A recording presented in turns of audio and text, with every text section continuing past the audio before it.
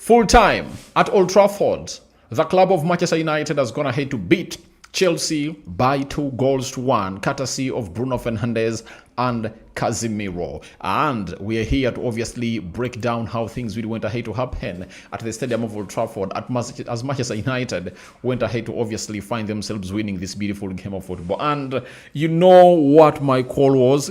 I went ahead to call in for a draw in this game of football, but obviously Manchester United have emerged as winners of this particular fixture in here for you. Going ahead to confirm to us that history in the game of football is really very important, and that is sometimes it's referred to as the pedigree. Man United came into this game of football when they've gone 12 years without seeing Chelsea beating them at Old Trafford, and again today history repeated itself. Man United has gone ahead to obviously gate another year when they've not gone ahead to lose to the side of Chelsea. And that means that it's going to go 16 years. As I tell you, Manchester United won't be playing Chelsea again in the Premier League at Old Trafford for any time this season. They can only play one another in the FA Cup. But in what we call the Premier League, United will play Chelsea again at the Stamford Bridge, and that means it's gonna take 13 years, when Chelsea has not gone ahead to obviously see themselves beating the club of Manchester United at Old Trafford. And I really went ahead to like how this team went ahead to start. We started on the front foot. We were attacking left, right, and center, and it looked like Man United was the more hungrier side that really needed to see themselves really winning and walking away with these points of the day. And they looked like they're the more hungrier team as the game really went ahead to start. And I think for Enzo Maresca, he was like, all right, let me see what exactly United brings in for me.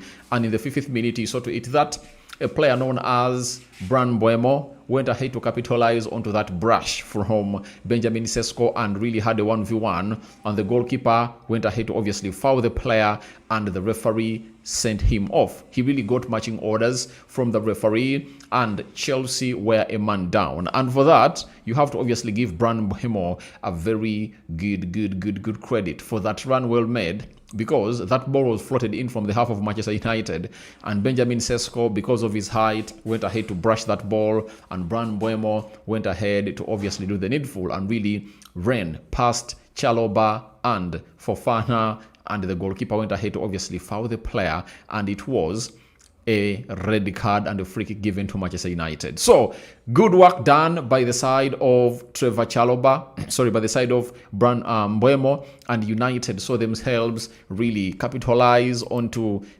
Chelsea's being a man down, and they went ahead to see themselves really scoring in a goal 9 minutes later when a player known as Sanchez was really off. And it was Bruno Fernandes, and it was a cross floated into from the right side of the pitch by Mazarawi, and Patrick Dogu went ahead to head that ball into the vicinity of Bruno Fernandes, and Bruno Fernandes went ahead to beat the offside trap, and it was obviously one of those goals that really went ahead to say to it that we talk about with a lot of love. I know it has gone ahead to leave a divided opinion, but if you've been watching the game of football, Bruno Fernandes' goal had to stand. Why? Neither his foot or hand was beyond Trevor Chalobah. If at all, you went ahead to watch that very well, you understand.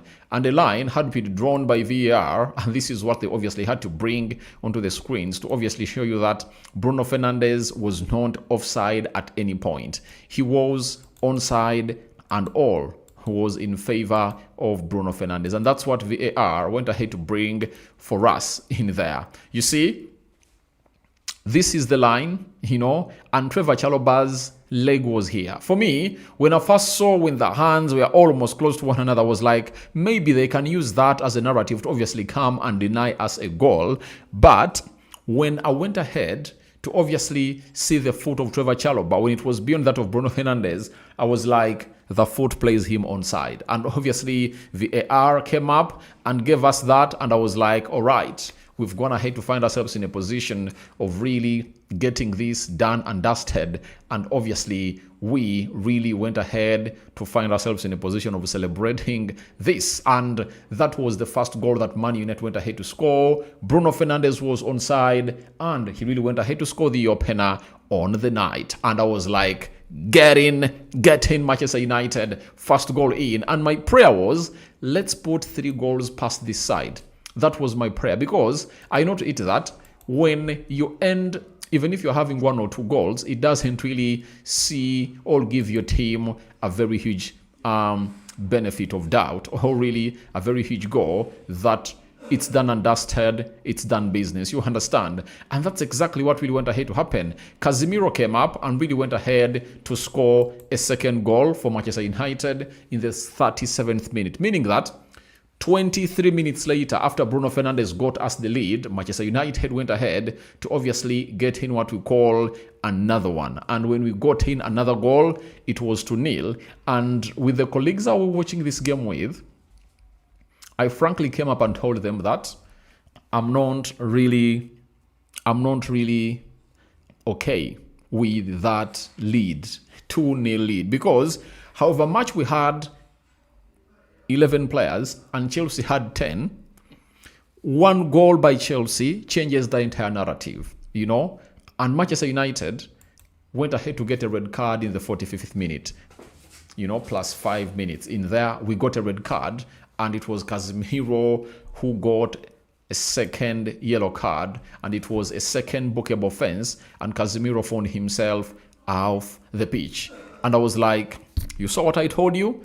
We needed to be having 3 goals. And I talk about the red card of Casemiro. It really shows amateurism of the highest order, because we are in the first half, we are leading by 2-0. If Santos Andre goes past you, there was no guarantee that he was obviously going to be scoring a goal. You understand? Was there a guarantee that if Andre Santos went ahead to go past Bruno Fernandes, he was obviously going to be scoring a goal? The answer is no.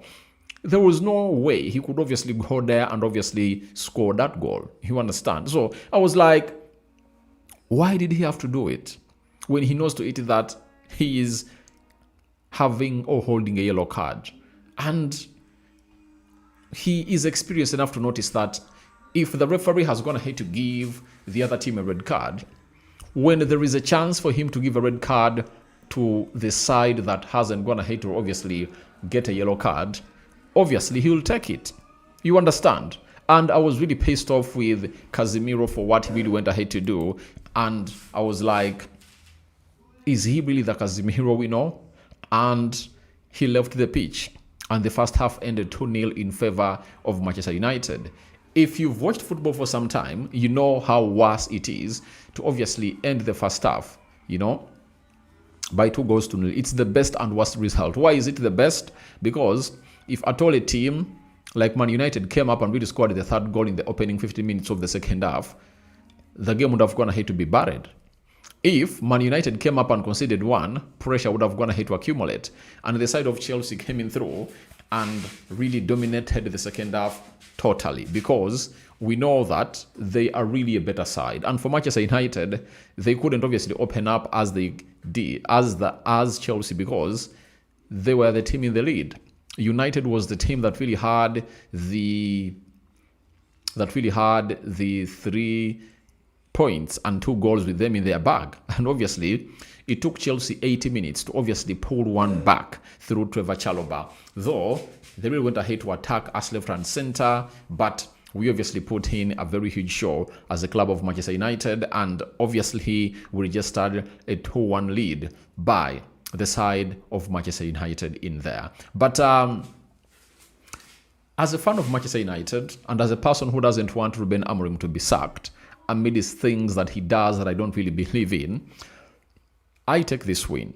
And I tell you, I just swallow it in, and I don't even need to know what transpired in that game. All what I need to know is that Manchester United has gone ahead to obviously walk away with 3 points against Chelsea. That's what I need to get, and that's what I need to know. There is nothing else as a fan of Manchester United that I would really listen to, apart from the 3 points we've gone ahead to obviously do the needful. My next talk and yapping will happen when I'm really going to be playing against Brentford. If we really get beaten by Brentford, then the manager will obviously be the one to blame. But in this kind of game of football, Amorim is still here. He has gone ahead to get in those 3 points, and they are really very important for the club of Manchester United. I'm really excited for those points, and I'm really moved. We didn't keep a clean sheet, though we were 10 minutes away from keeping a clean sheet. And remember, this season, Manchester United has not gone ahead to keep a clean sheet in none of the games they've gone ahead to play. Arsenal, we lost 1-0. Fulham, 1-1.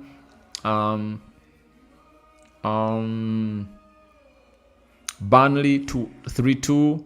Man City, they beat us 3-0. Today, we've gone ahead to win by 2-1.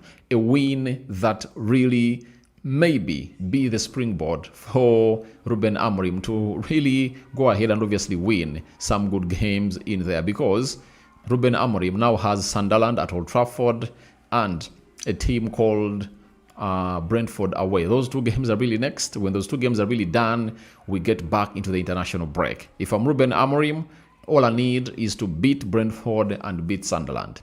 Those are the 2 wins that Manchester United needs to get for Ruben Amorim to obviously be in safe hands as far as everything is really concerned. But beating Chelsea, big as it is, might be one of the confidence boosters for the club of Manchester United and the players of Manchester United as far as everything is really concerned. So, Patrick Dogu had an assist into this game of football, and he was the only player to create multiple chances in the first half versus Chelsea, because there is another perfect cross that he really put ahead to put in through that Benjamin Sesko missed out on. Bran Mbeumo went ahead to obviously meet the ball, and it never had enough power to obviously go past the goalkeeper of Chelsea. You understand? So, that is Manchester United for you, and we've gone ahead to obviously showcase, I think, not one of the best performances, but as I've always told you, 3 points are really very, very, very important.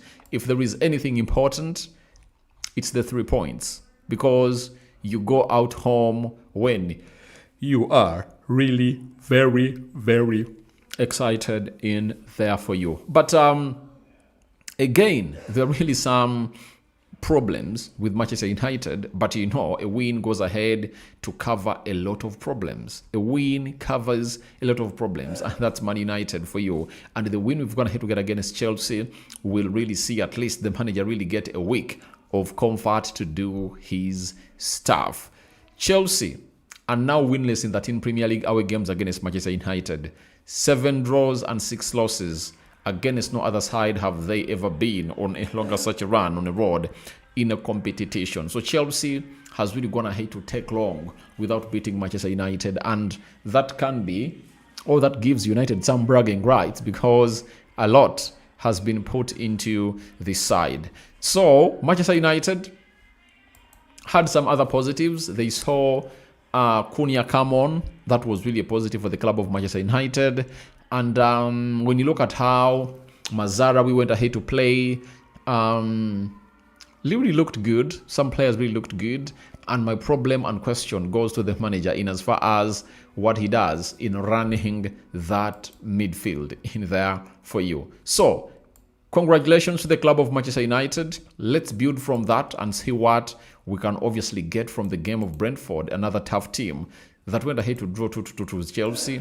And here they come to really face United next weekend in London. 11 shots by Man United. Chelsea had 5. 4 shots on target by Man United. 1 shot on target by Chelsea. 41% ball possession by Man United. 59% ball possession by Chelsea. 364 passes completed by Manchester United. 538 passes completed by Chelsea. 78% passing accuracy by Manchester United. 84% passing accuracy by Chelsea. 13 fouls by Manchester United. 14 fouls by Chelsea. 0 yellow cards to Man United and 5 yellow cards to Chelsea. 1 red card to either sides that really took part into this game of football. 3 offsides to Man United and 2 offsides to Chelsea. 5 corners to Manchester United and 5 corners to the side of Chelsea. That is it. We go onto the table to see how teams are really looking like, and where has United gone ahead to reach in as far as all this is concerned. Liverpool, 5 games played, 15 points. Tottenham Hotspur, Tottenham, 5 games, 10 points. Chelsea, Arsenal, 4 games, 9 points. Crystal Palace, 5 games, 9 points. Bournemouth, 4 games, 9 points. Chelsea, 5 games, 8 points. Sunderland, 4 games, 7 points. Everton, 5 games, 7 points. Man United is 9th with 5 games and 7 points in there for you. So, Man United are really in the top half of the table, and I think that really speaks well for Ruben Amorim as a manager of Manchester United, as he would have gone ahead. Where would he have gone ahead to be if at all? We didn't really get 3 points from a team like Chelsea. And I know a lot of criticism would have gone ahead to this manager if he didn't put in a very huge shift altogether for the club of Manchester United in there for you. But all in all, a win is a win. 3 points bagged in. And let's see where we are going next. Asher Amos, glory, glory Man United. If we lose to all the other clubs, non-Chelsea, twende. So, he's like, we can lose to all other clubs and not lose to Chelsea. I lose to Chelsea and I win the other clubs. You know, because points maximization is what every club is looking for in the Premier League. Napari Musa, well done Manchester United all the way, all right. Happy Sinchinga, the performance is not really good despite the victory. My question was, Shaw and Dogo on the left wing, that side was completely dead. I thought Diego Leon could have done better. Now, the first goal came through from the left wing because Patrick Dogo provided the assist.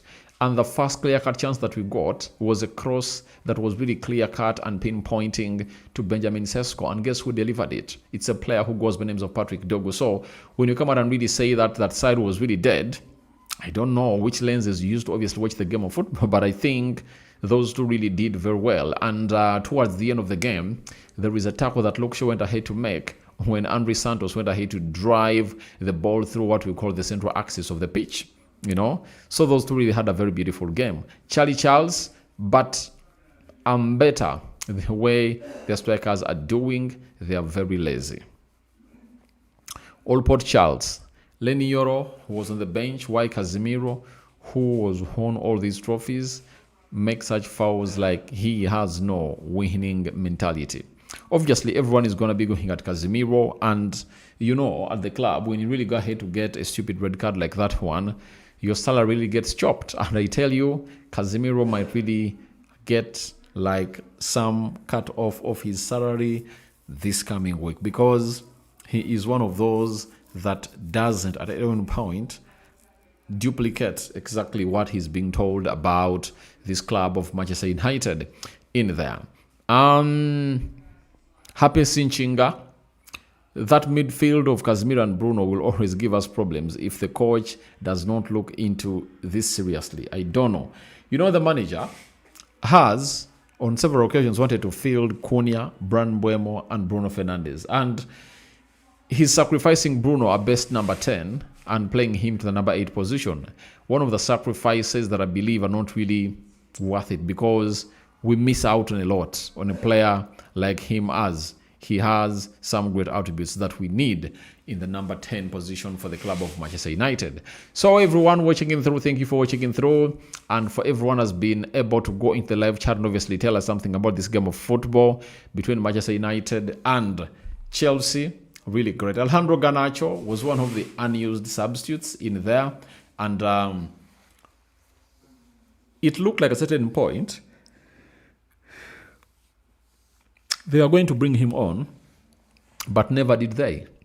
Never did they bring him on, and he never really faced Man United there. And it is really one of those moments that you ask, what is exactly happening with the side of a Enzo Maresca, because the George guy that he brought on doesn't have the experience that Alejandro Garnacho really do have, and no one could obviously be afraid of him. And if I were the manager, I would have gone to bring on Alejandro Garnacho and let João Pedro lead my line, as he has always gone ahead to do it. But he took João Pedro off the center forward role and played him as a left forward, where he can efficiently deliver. But on the night like that, he never really delivered efficiently. So, guys, we call upon for your reactions into the comment section below, and I think I've gone ahead obviously break it down very well with all what you people need.